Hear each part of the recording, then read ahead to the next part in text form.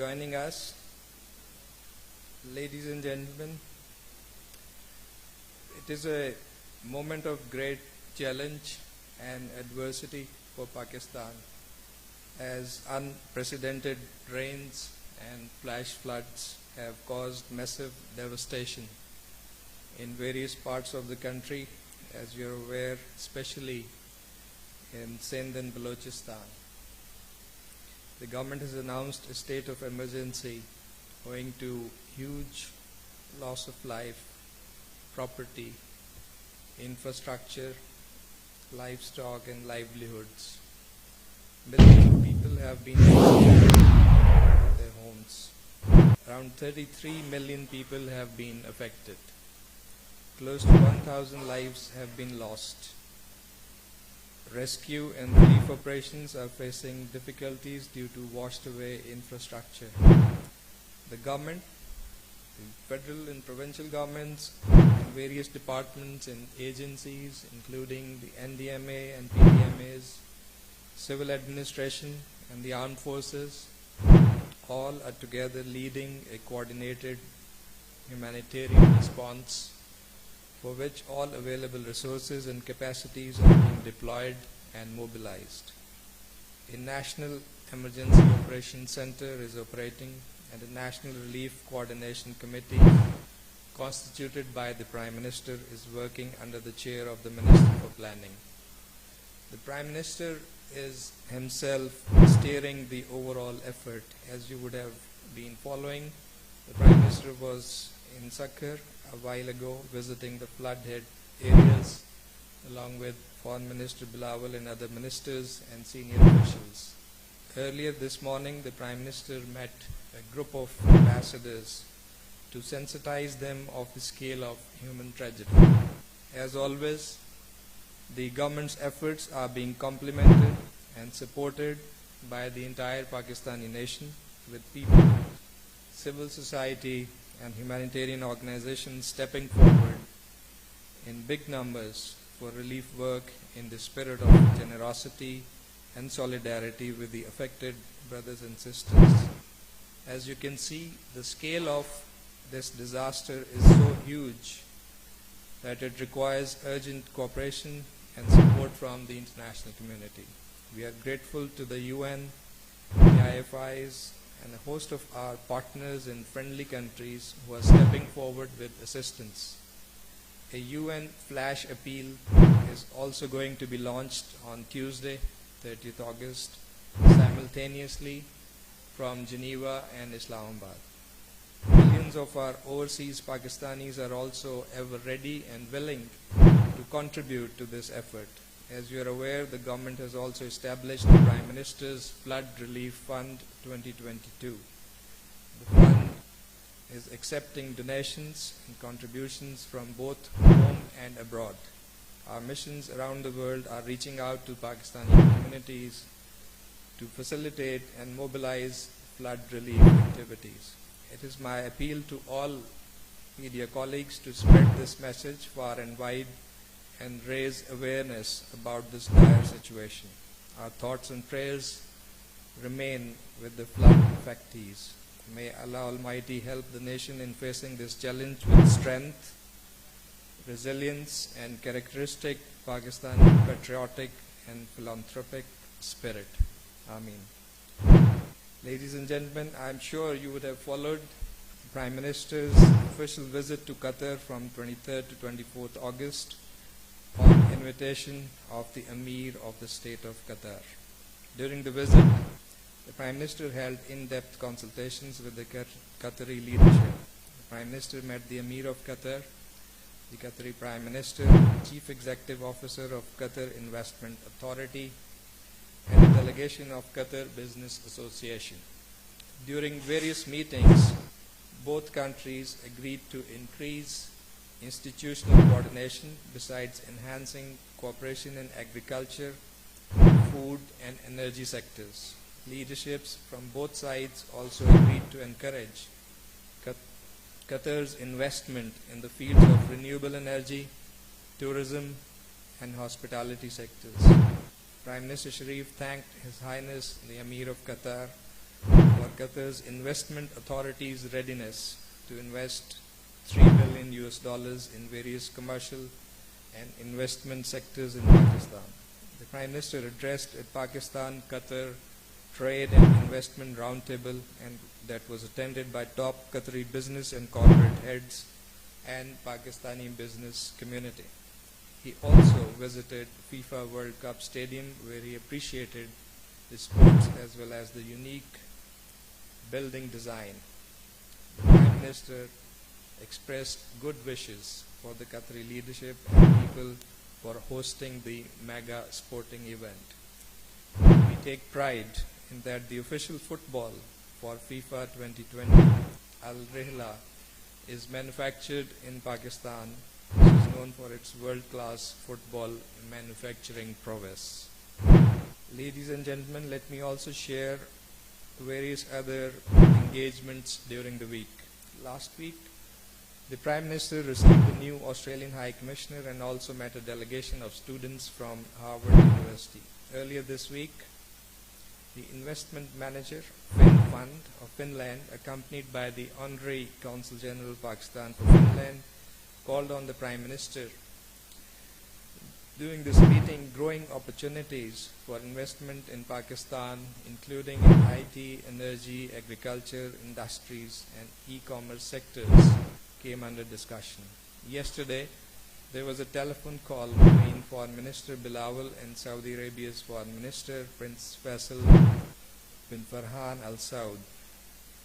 Foreign Minister Bilawal expressed gratitude to his Saudi counterpart for additional $1 billion investment in Pakistan.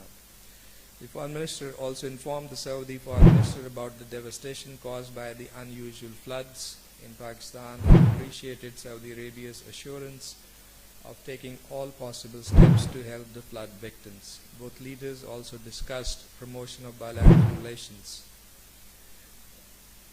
Ladies and gentlemen, we continue to be deeply concerned over the gravely disturbing developments and increasing tolerance in India.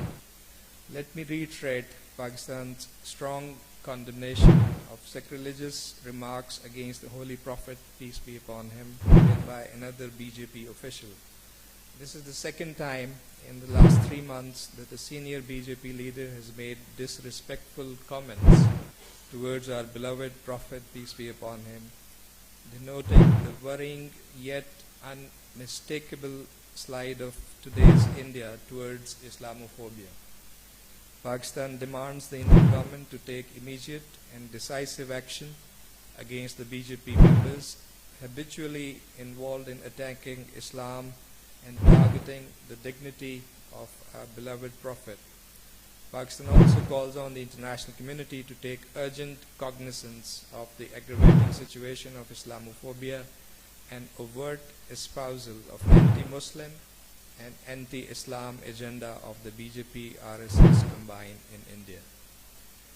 I would also like to invite your attention to the recent spate of false terrorism-related assertions made by India, in which some detached alleged incidents are being distorted and presented as a so-called terror plot against India. Pakistan firmly rejects such allegations. Pakistan also urges the international community to take immediate cognizance of the fact that India is yet again resorting to classic false flag methods to advance its sinister designs, and that this could have serious implications for peace and security in the region. The international community must urge India to act responsibly. Talking about India's irresponsible posturing, you would have seen our statement on India's announcement of the findings of an internal court of inquiry regarding the incident of firing of a rogue supersonic missile into Pakistani territory on 9th March 2022, and their decision to terminate the services of 3 Indian Air Force officers reportedly found responsible for this reckless incident. Pakistan categorically rejects India's purported closure of the highly irresponsible incident and reiterates its demand for a joint probe. The measures taken by India in the aftermath of the incident and the subsequent findings and punishments handed by the so-called Internal Court of Inquiry are totally unsatisfactory, deficient, and inadequate.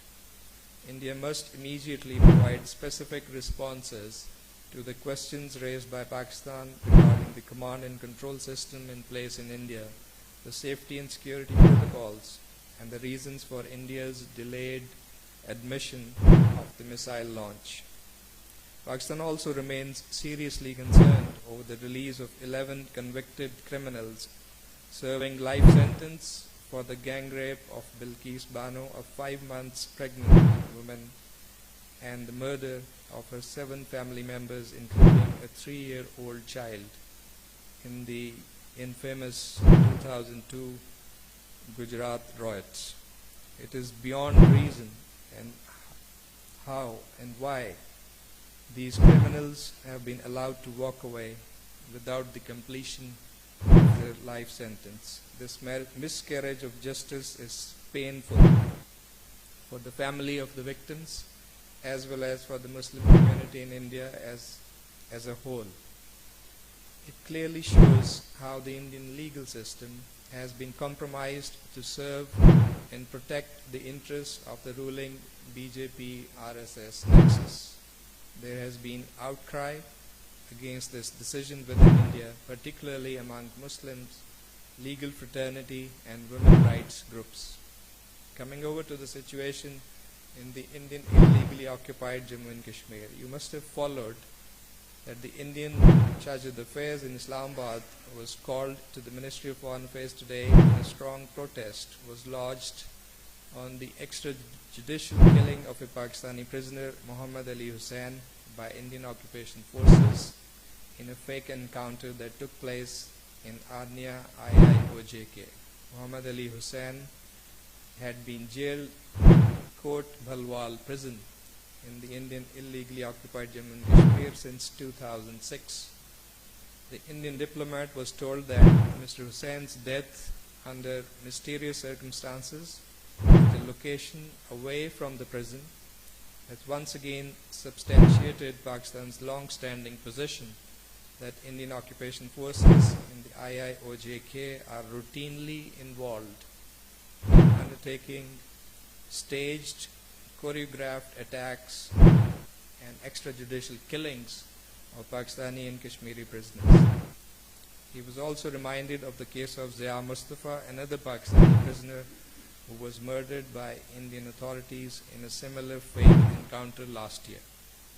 We also condemn the martyring of 2 youth in Rajwari by the Indian occupation forces. Just yesterday, Indian troops martyred 3 innocent young Kashmiris in cold blood in a village of Uri, Baramulla district.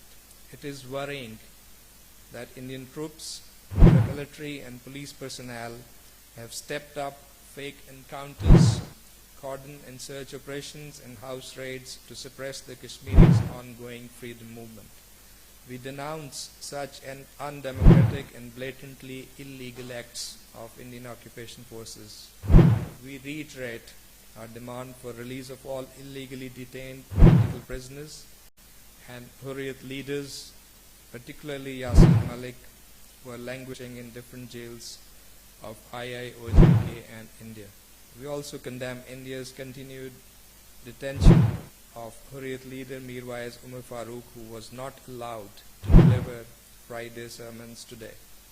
Pakistan also reiterates its call to the international community to hold India accountable for its gross and systematic violations of international humanitarian law and ensure that Pakistani and Kashmiri prisoners under Indian custody are not expended as cannon fodder in the execution of India's nefarious designs in the occupied territory.